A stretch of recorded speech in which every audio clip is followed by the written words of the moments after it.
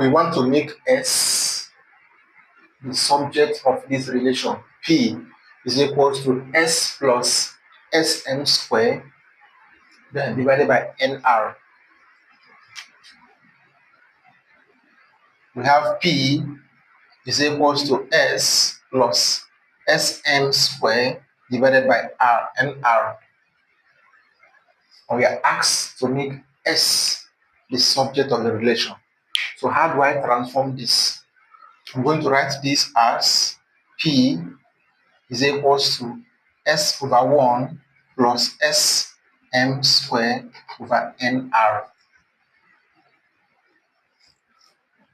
What I'm going to do now is to take the LCM of S over 1 and this other side. Or I can do butterfly cross multiplication.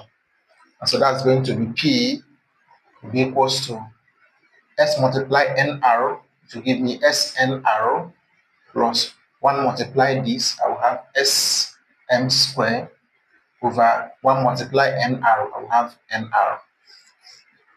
So I will take Nr and multiply it with P, that is cross multiplication.